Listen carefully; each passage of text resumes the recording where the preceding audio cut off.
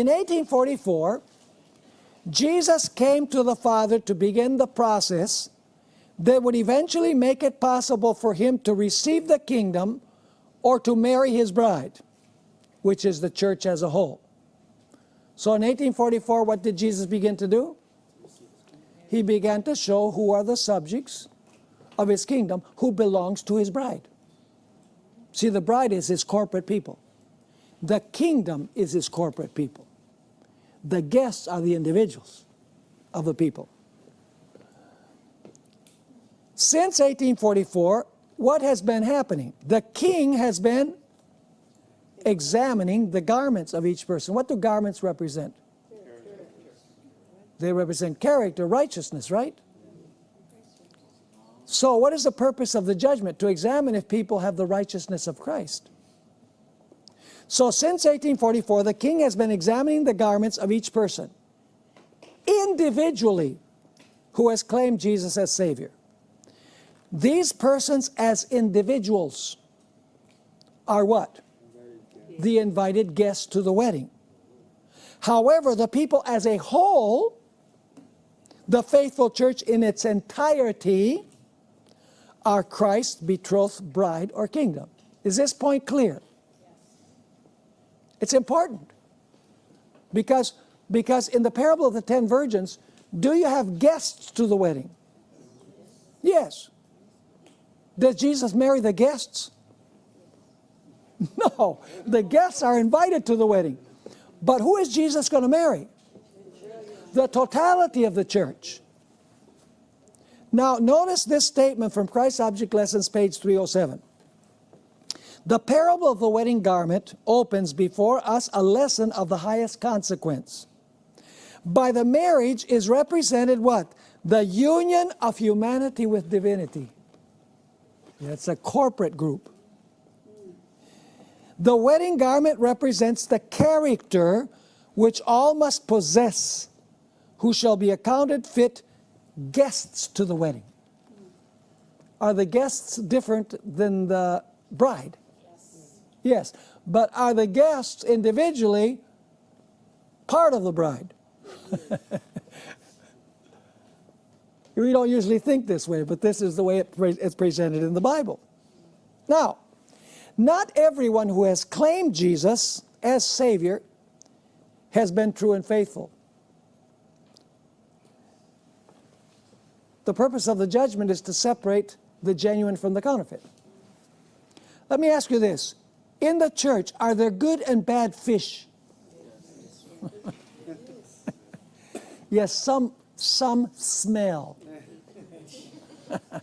By their actions, by their works. You remember Jesus told the parable of the fish. It's in Matthew chapter 13. And there's several symbols in this.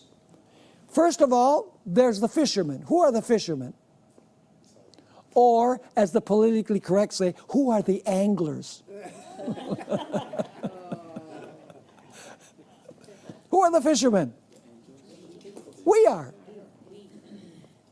What is the net? The gospel. What does it mean to throw out the net? You're preaching the gospel, right? What is represented by the fish? People. And what about the sea? The place where the fish swim, the world. And what does the boat represent? The church. So the fishermen, they go and they throw the net, and when they bring in the net, it has only good fish. I wish I could say so, but that's not true. You know, when I was a kid, my parents used to take us on vacation to what used to be a pristine island state in Venezuela, the island of Margarita.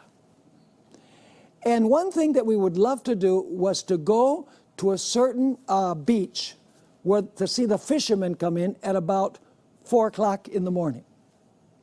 They would bring in their nets, and they had all sort of marine animal in the nets. They had little sharks, they had starfish, they had a fish that they called the frog, sapo in Spanish. It was this fish that had a kind of brown with black spots. It had a huge head with whiskers, and it was like kind of like a catfish that had the little, you know, the little prickers, you know, that will actually sting you. And it had a real slender, short body, just like looked like a pollywog, only a great big one.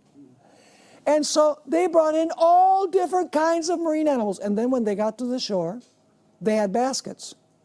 And they would put the good fish in one basket to take to market, and the other fish they would put in baskets to discard. So let me ask you, does the church have good and bad fish? Yes. So what has to happen? God is going to take all the bad fish to heaven too? No.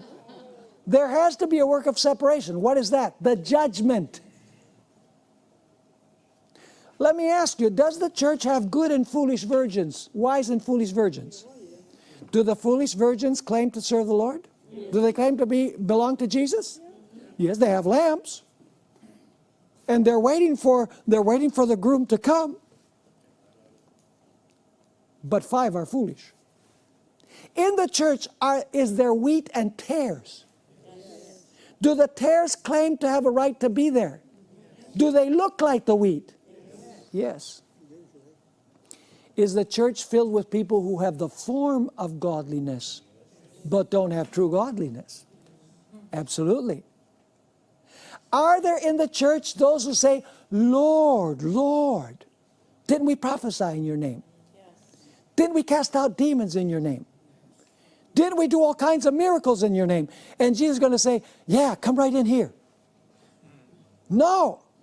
He's going to say, I don't know you. Did they claim to follow him?